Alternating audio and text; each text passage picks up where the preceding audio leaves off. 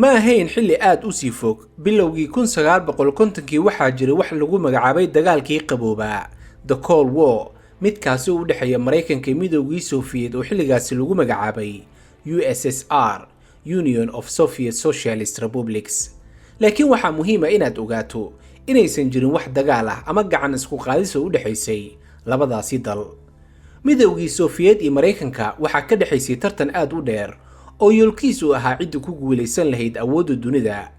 Intii uu halgankaasi u socday, labadaas dal waxay ku dhaqaaqeen ficilo ama talaabooyin ay ku noqon karaan awoodda dunida, most powerful of the world.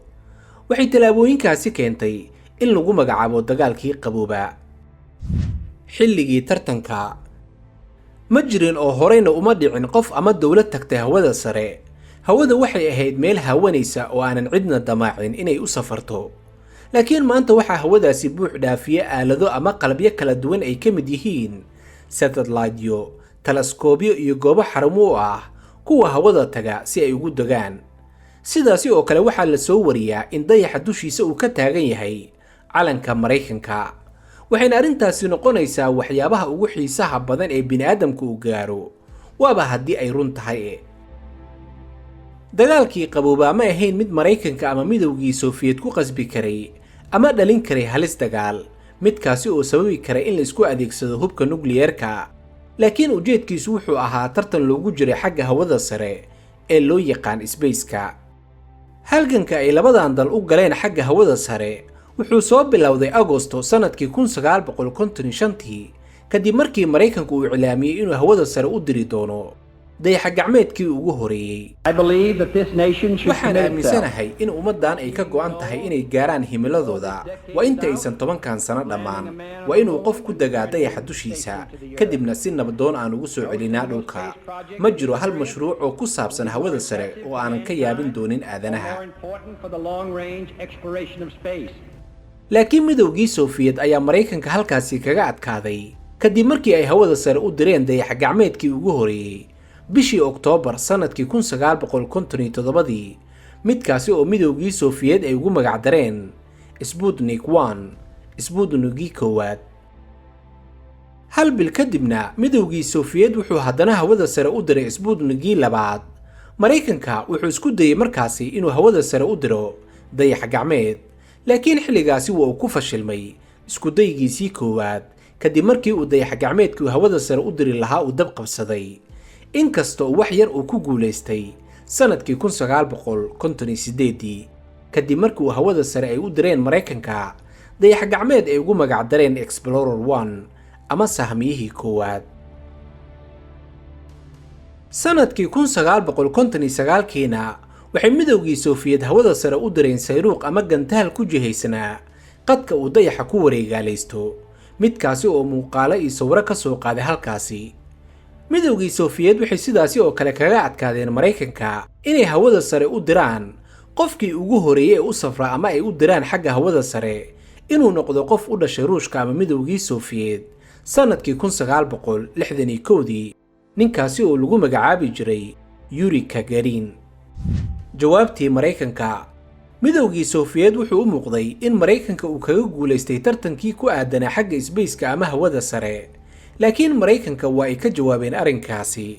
waxay dawladda Mareykanka sharci ahaan u dalbatay in lacago loogu deeqo iskuulada si diiradda loo saaro aqoonta sayniska iyo in la helo aqoon-yahano u hamuun qaba culuumta hawada sare.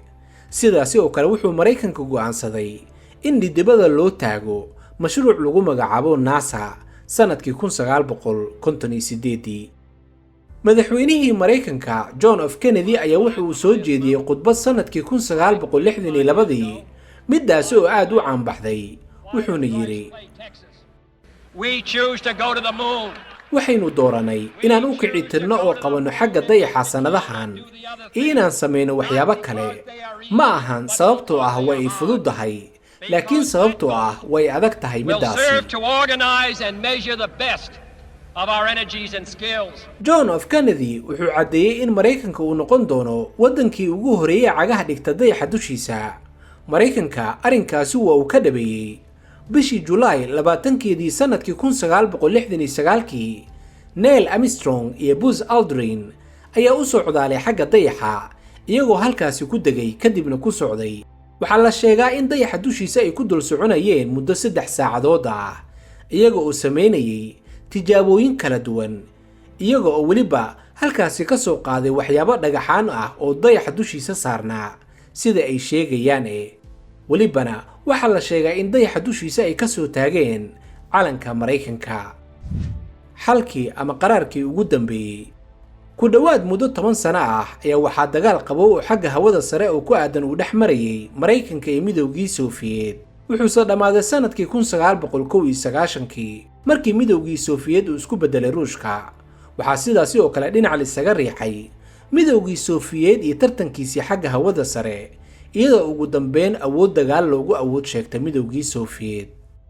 tartankii dhanka hawada sare wuxuu horseeday horumar laga gaaray dhanka tiknoolajiyadda, sida dayax-gacmeedka isgaarsiinta loo adeegsado, midka cimilada lagula socdo, iyo goobo caalami ah oo hawada sare laga yeegleelay. sidaasi oo kale waxay maanta horseeday barashada culuumta hawada sare in lacag badan lagu bixiyo iyo in lacag xad dhaaf ah lagu bixiyo tagista hawada sare. sidaasi oo kale culuumta barashada hawada ee dalka Maraykanka lagu barto waxay noqotay mid aad loo xiiseeyo.